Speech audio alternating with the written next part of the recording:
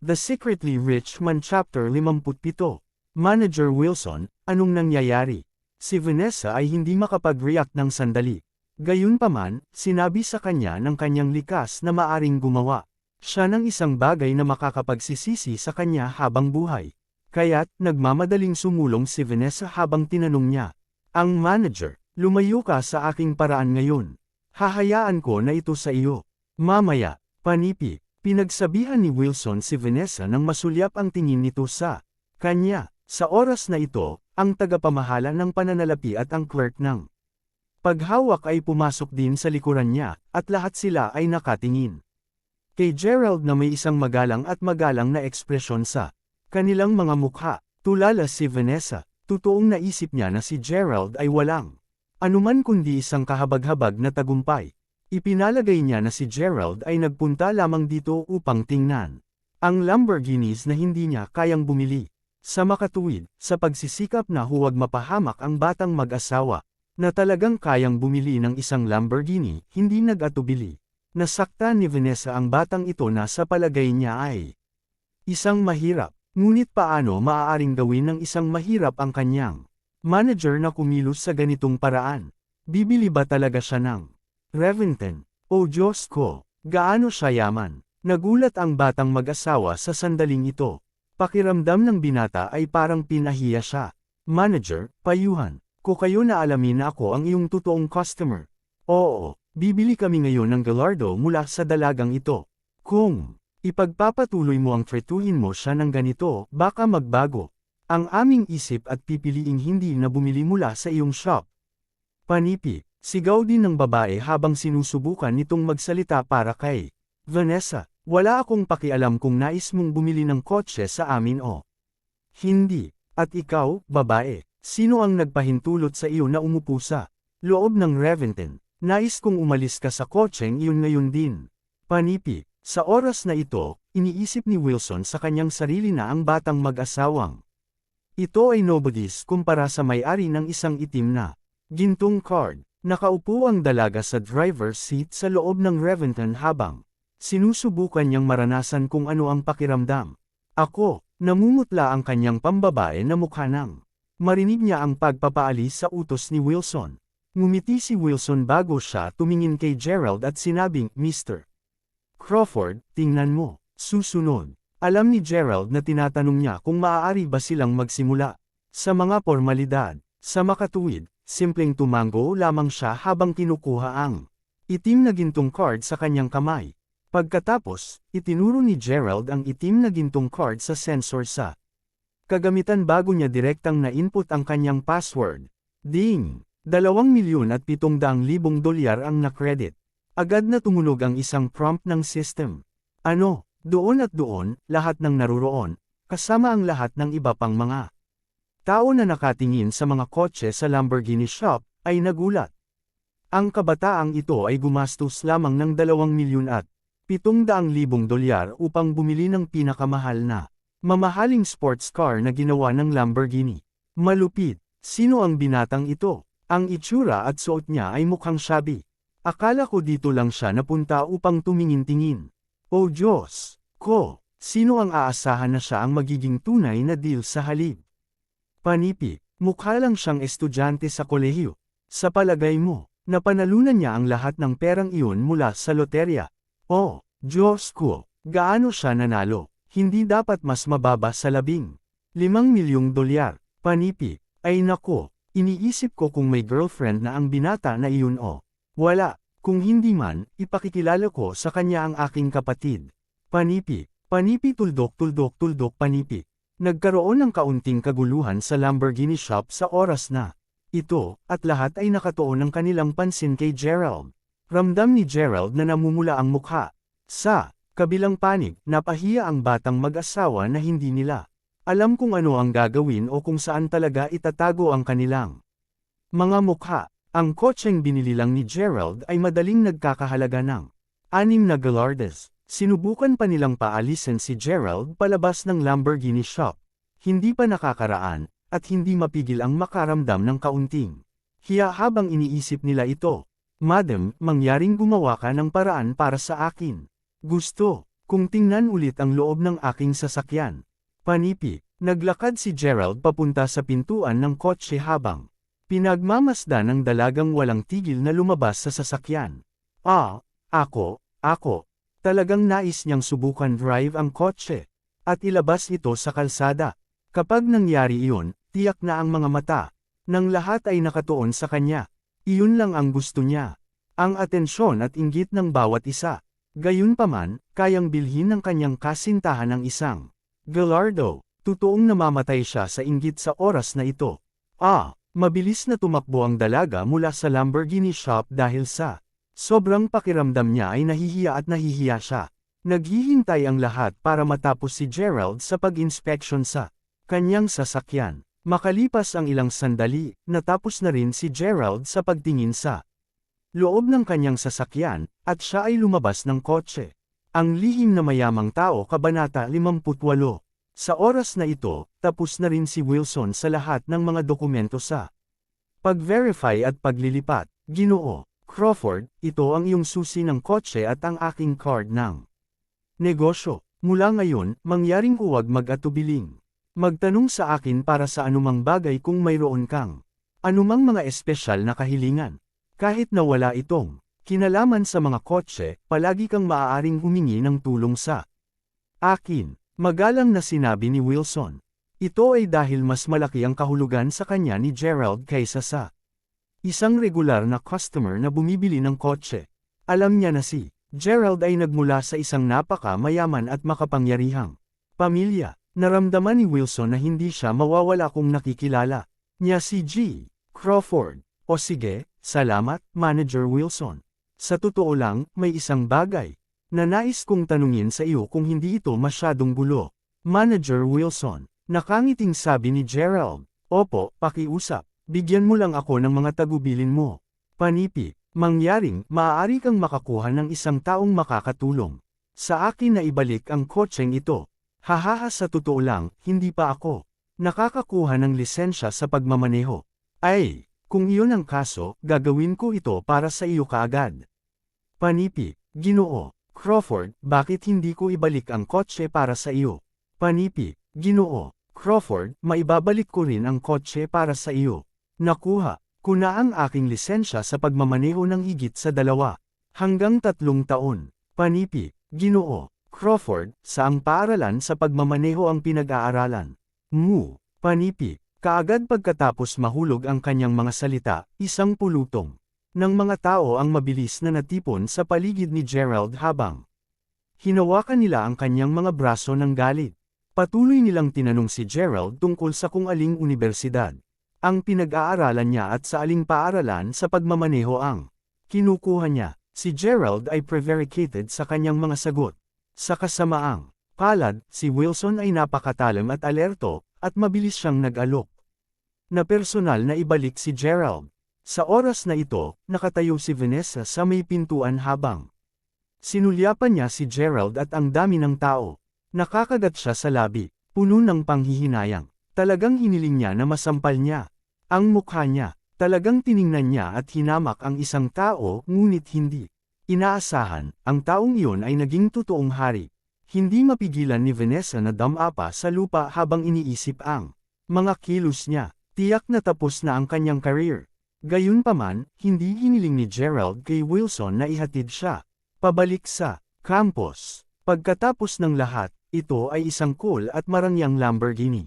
Kahit nasa pagmamaneho nila sa kalsada, maraming tao na ang nakatingin sa kanyang sasakyan. Kung ihahatid niya ang kotseng ito papasok sa campus, siguradong maaakit niya ang sobrang pansin. Iyon ay magiging masyadong mataas na profile. Pakiramdam nito ay parang sinusubukan ni Gerald na ipakita ang kanyang kayamanan. Kinamumuhian ni Gerald ang mga taong mayabang at mas nasiyahan sa pagpapakita ng kanilang kayamanan. Sa makatuwid, tinanong ni Gerald si Wilson na ay parada ang kanyang kotse sa isang car park na matatagpuan na hindi masyadong malayo mula sa kanilang campus. Pagkatapos, tinanong niya si Wilson na sumakay ng taxi pabalik sa Lamborghini shop. Nako, bumili si Gerald ng kotse ngunit nahihiya siyang magmaneho. Ito ay talagang napakatawa. Gayunpaman, nasiyahan si Gerald sa kotseng ito, at naramdaman niya na parang nangangarap siya. Matapos maitabi ang susi ng kotse, naramdaman ni Gerald na medyo nauuhaw at nagpas siyang magtungo sa tindahan sa tabi ng campus upang bumili ng isang tasa ng milk tea. Kung wala kang cash sa iyo, maaari mong gamitin ang elektronikong pagbabayad sa halip. Pasensya na, boss. Patay na ang aking cellphone, at nakalimutan kung dalhin ang aking wallet dito. Kung hindi man, maaari mo ba akong payagan na iwan muna ang mga tasa ng milk tea? Babalik ako sa dormitoryo upang kunin ang aking pitaka bago ako bumalik upang kunin ang mga milk tea. Pagkarating ni Gerald sa shop, nakita niya ang isang batang babae na may hawak na isang bag ng milk tea habang kausap niya ang boss. Tila na napagtanto lamang ng batang babae na hindi niya inilabas ang kanyang pitaka pagkatapos niyang matapos ang pagbili ng milk tea. Bukod dito, ang kanyang cellphone ay wala ng baterya at hindi rin siya maaaring magbayad gamit ang elektronikong pagbabayad. Ito ay talagang nakakahiya. Gayunpaman, matapos tingnan ang profile ng dalaga, medyo nagulat si Gerald. Ha, siya ba ito? Medyo nagulat si Gerald. Siya ang batang babae na nakilala niya nang inatasan siya ni Whitney na linisin ng auditorium sa huling pagkakataon. Sa oras na iyon, aksidenteng nadumihan ni Gerald at nadungisan ang kanyang puting sapatos nang siya ay masyadong engrossed sa pagsasalita ni Victor tungkol sa pagbili ng kotse. Maalala siya ni Gerald dahil hindi lang siya maganda, ngunit hindi rin siya mapanghusga, hindi tulad ni Whitney. Napaka-demure niya, at mabait. Sa makatuwid, nagkaroon ng isang malalim na impresyon sa kanya. Si Gerald, naalala niya rin ang pangalan nito ng malinaw. Mila Smith, batang kapatid, huwag gumawa ng ganitong klaseng biro.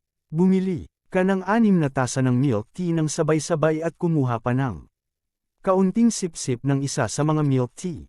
Kung iniiwan mo ang mga ito dito at hindi bumalik para dito, ano ang dapat kong gawin sa lahat ng mga milk tea? Kanino ako dapat mangolekta ng pera kung gayon? Miss, nagpapatakbo lamang ako ng isang maliit na negosyo dito, kaya mangyaring huwag pahirapan ng mga bagay para sa akin. Panipi, walang magawa ang sinabi ng lalaking amo sa loob. Sa oras na ito, si Mila ay may labis na pagkabalisa na ekspresyon sa kanyang mukha habang frantically niyang pinunasan ang pawis sa noo. Magkano po yan babayaran ko siya? Panipi. Tulad ng nararamdamang sobrang pagkalabo ni Mila, may biglang tumunog sa likuran niya. Huminga ng maluwag si Mila bago siya lumingon upang tingnan kung sino ang sumagip sa kanya. Pagkakita niya kay Gerald ay ngumiti siya ng hindi inaasahan. Ikaw? Oo, para bang nagkita tayo ulit. Ngumiti si Gerald at hindi mapigilan ang pamumula ng kanyang mukha. The Secretly Rich Man Chapter 50. Maraming salamat sa iyong tulong. Hindi ako makapaniwala na nakalimutan kong ilabas ang aking pitaka. Sambit ni Mila, habang nakangiti. Hindi niya diretsyong tinanggihan ang alok ni Gerald na magbayad para sa kanya, at siya din ay magalang. Napakabait at mapagbigay niyang dalaga. Medyo nagulat si Mila na nasagasaan si Gerald ngayon. Gayunpaman, nagkaroon ng malalim na impresyon si Mila kay Gerald matapos na masagasaan siya sa auditorium sa huling pagkakataon. Naalala niya na ang mag-aaral na ito ay naging walang pakialam at hindi naapektuhan kahit na ang lahat ay pinagtatawanan at pinahiya siya sa oras na iyon. You are welcome, sagot ni Gerald habang nakangiti. Huwag kang mag-alala, ibabalik ko talaga sa iyo ang pera sa oras na makuha ko ang wallet ko.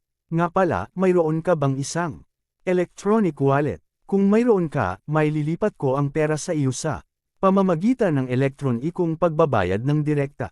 Panipi, oo, hindi rin nagtulak pabalik-balik si Gerald.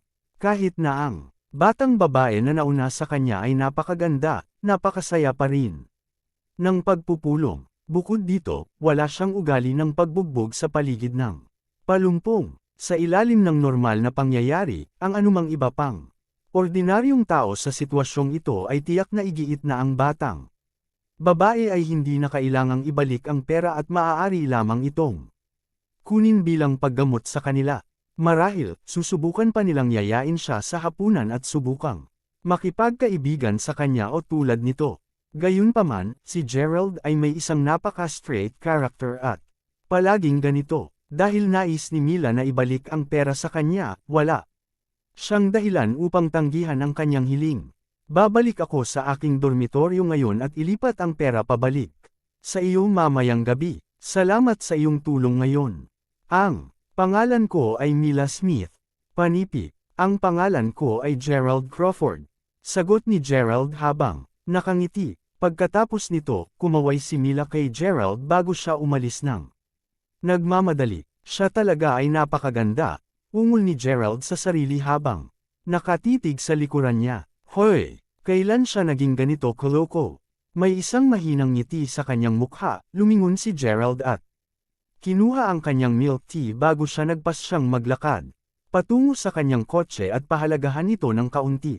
Ito ang kauna-unahang pagkakataon na bumili siya ng kotse para sa kanyang sarili, at hindi niya kailanman pinapangarap na sana ay pagmamay-ari niya ang kotseng ito. Sa makatuwid, siya ay labis na nasa sabik. Wow! Halika at tingnan ito. Anong klaseng sasakyan ito? Panipi. Diyos ko! Ito ay isang Lamborghini sports car. Sobrang astig talaga. Ang kotse na ito ay dapat na nagkakahalaga ng ilang milyong dolyar. Tama ba? Panipi. Ito ang Reventon. Isa ito sa pinakamahal na mamahaling sports car ng Lamborghini. Ang presyo ay higit sa 2.5 milyong dolyar. Wow, siya ay dapat na isang napakapayaman na tao. Tandang padamdam tandang pananong. Panipi. Nang dumating si Gerald sa kanyang kotse, laking gulat niya nang makita na maraming tao na ang nakapalibot sa kanyang sasakyan sa oras na ito. Karamihan sa kanila ay mga babae, ngunit mayroon ding ilang mga lalaki doon. Lahat sila ay nakatingin sa kanyang kotse na may pagkamangha, at lahat ay nagkakaroon din ng masigasig na talakayan tungkol sa kotse. Marami sa mga batang babae ang labis na naaakit sa kotse, at ang kanilang mga mata ay nagningning habang nakatingin sa kotse. Wow! Ang cool na sports car na ito ay nagkakahalaga ng higit sa 2.5 milyong dolyar. Handa akong mamatay kung makaupo lamang ako sa kotseng ito ng ilang sandali. Panipi. Hindi ko maiwasang magtaka kung aling mayaman ang nagmamay-ari ng kotseng ito. Mayroon bang isang mayamang tao sa Mayberry University? Kung meron man, gugustuhin ko talagang maging girlfriend niya. Panipi. Halika, bilasan mo at kumuha ako ng litrato. Gusto ko talagang kumuha ng litrato kasama ang sasakyan. Panipi. Mag-click. Patuloy na tumunog ang tunog ng mga shutter ng camera. Ang ilang mga batang babae ay nais ding kumuha ng litrato kasama ang kotse, ngunit nahihiya silang gawin iyon. Bukod dito, hindi lamang sila nakatingin sa kotse, ngunit sinusunod din nila ang kanilang paligid sa oras na ito. Nais ng lahat na alamin kung sino ang may-ari ng kotseng ito. Nais nilang malaman kung ito ay kabilang sa isang lalaki at kung siya ay isang mag-aaral mula sa Mayberry University. Kung siya ay kapwa mag-aaral, nais nilang sakupin ang pagkakataong lumapit sa kanya.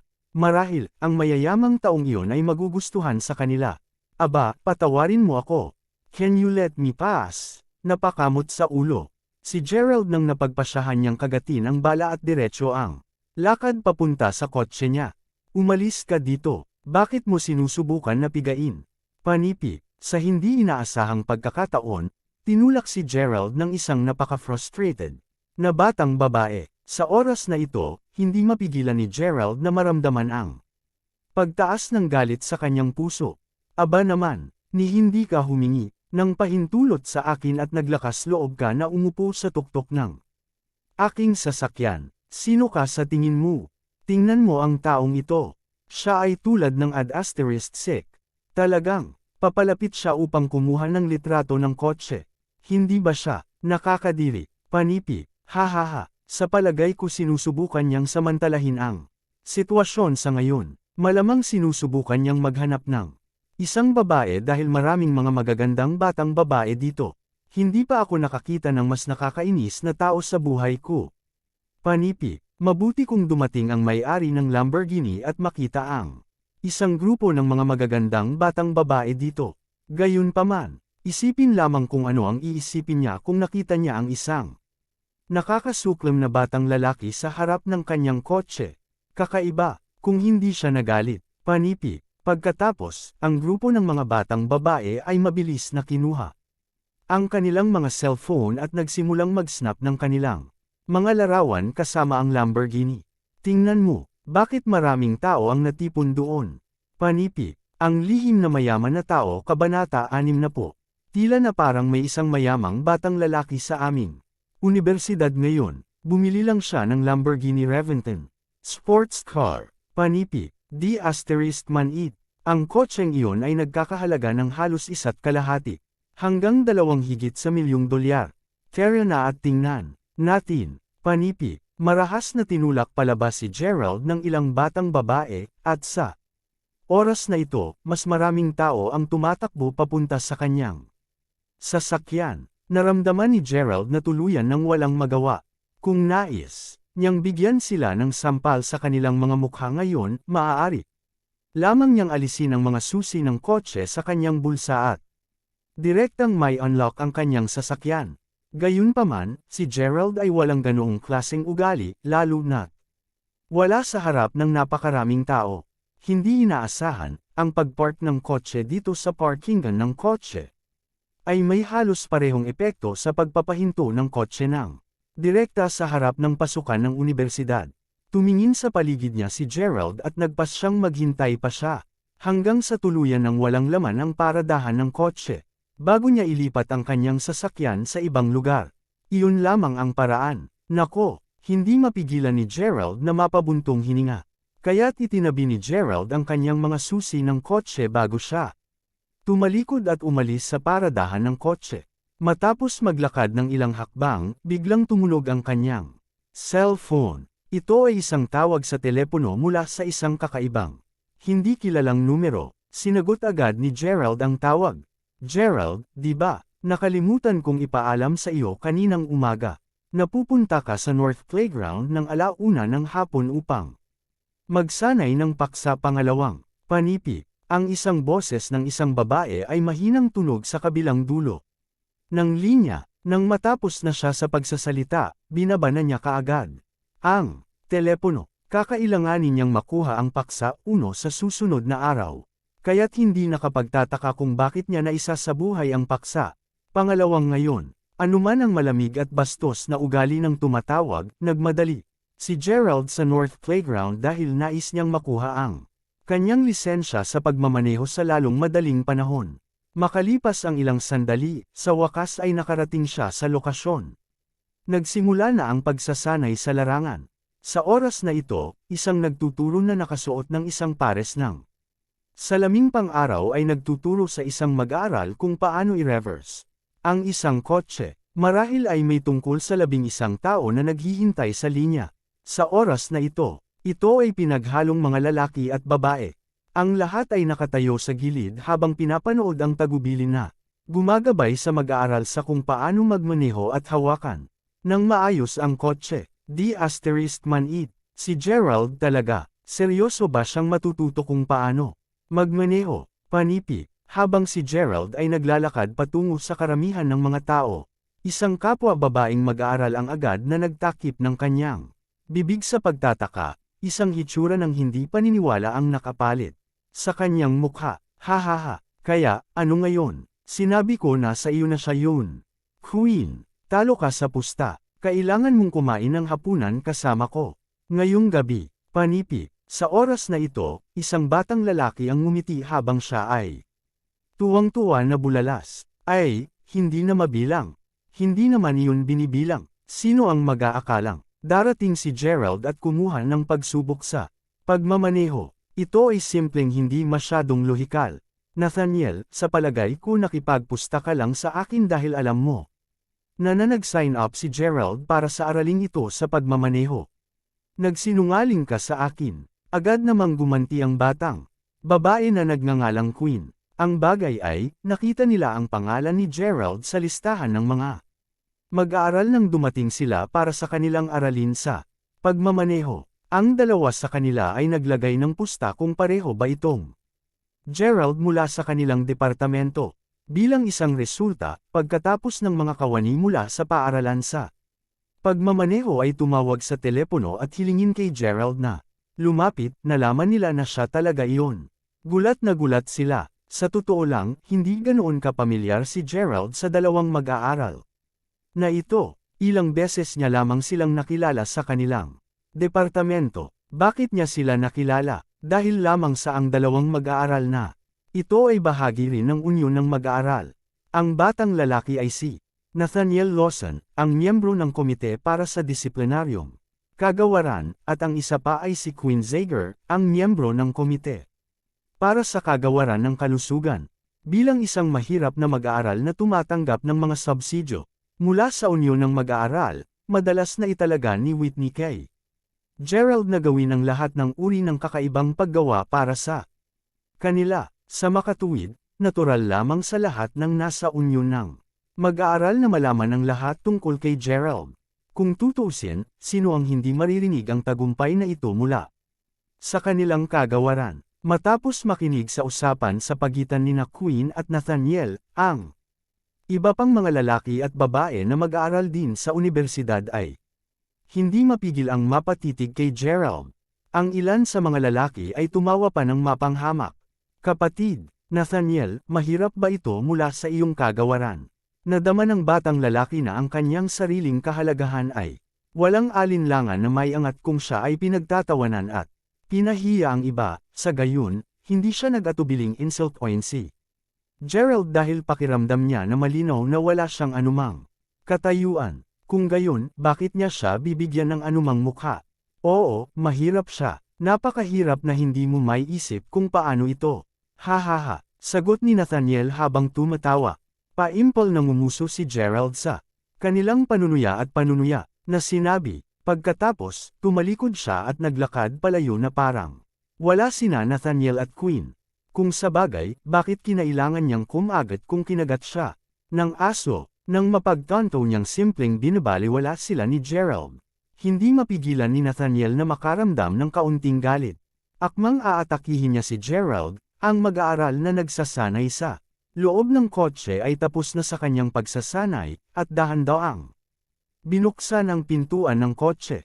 Sa oras na ito, isang puti at payat na palso ang nakalantad. Lahat ng mga batang lalaki at babae na naghihintay para sa kanilang pagliko kasama na si Gerald ay mabilis na lumingon upang tumingin patungo sa direksyon ng kotse. Tingnan, lahat, lumalabas ang kagandahang iyan. Panipi. Hanggang dito na lang ang ating kwento.